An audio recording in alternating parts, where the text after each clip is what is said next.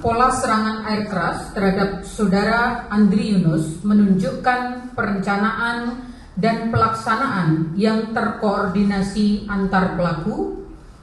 Kasus penyiraman air keras terhadap aktivis Andri Yunus masih berlanjut. Hasil pemantauan Komnas HAM menyebut bahwa berdasarkan bukti yang terkumpul, penyiraman air keras mengindikasikan dilakukan aparat negara secara terencana.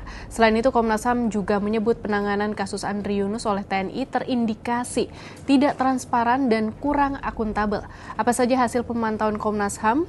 Kita bahas. Yang diberikan Puspom TNI kepada Komnas HAM kami temukan juga masih memerlukan pendalaman, ya, karena fakta-fakta yang kami temukan dari pihak-pihak lain secara indikatif kurang bersesuaian.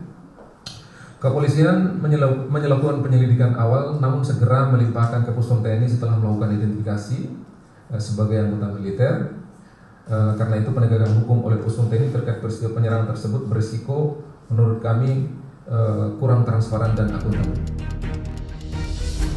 Komnas HAM juga menyebut hasil pemantauannya menunjukkan bahwa sedikitnya 14 orang yang saling terlibat dalam aksi penyerangan tersebut. Belasan orang itu berkoordinasi dan bertemu pada momen-momen tertentu sebelum insiden terjadi.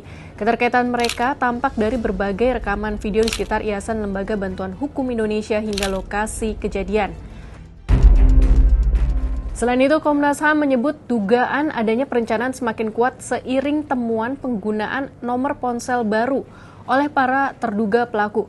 Para pelaku diduga menggunakan identitas atau nama lain untuk meregistrasi nomor ponsel seperti identitas anak berusia 5 tahun, ibu rumah tangga, hingga warga lanjut usia. Nomor-nomor tersebut baru diaktifkan 2 hari sebelum serangan. Namun Komnas HAM belum dapat memastikan aktor intelektual di balik serangan itu. Masih diperlukan penyelidikan mendalam untuk mengungkap sosok penggerak di balik penyerangan terhadap Andri Yunus. Sejauh ini bukti yang dikumpulkan baru menunjukkan adanya perencanaan matang sebelum aksi dilakukan. Sebelumnya pada Kamis 16 April 2026, Auditorat Militer 207 menyatakan bahwa berdasarkan berita acara pemeriksaan motif 4 tersangka prajurit TNI dalam kasus ini adalah dendam pribadi. Namun tim advokasi untuk demokrasi membantah motif tersebut dan menyebutnya sebagai upaya membelokkan informasi.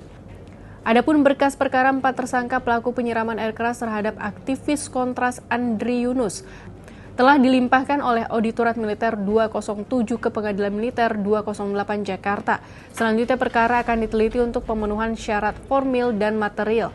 Jika dinyatakan lengkap, pengadilan akan menetapkan majelis hakim yang akan mengadili perkara tersebut. Keempat tersangka dari Badan Intelijen Strategis TNI yang berinisial NDP, SL, BHW, dan ES dijadwalkan menjalani sidang perdana dengan agenda pembacaan surat dakwaan pada 29 April 2026. Sahabat Kompas, kemana ujung kasus penyiraman air keras terhadap aktivis Andri Yunus? Apakah hanya selesai dengan 4 tersangka dari bais TNI dan seperti yang publik duga bahwa peradilan militer akan mengganjar sanksi ringan?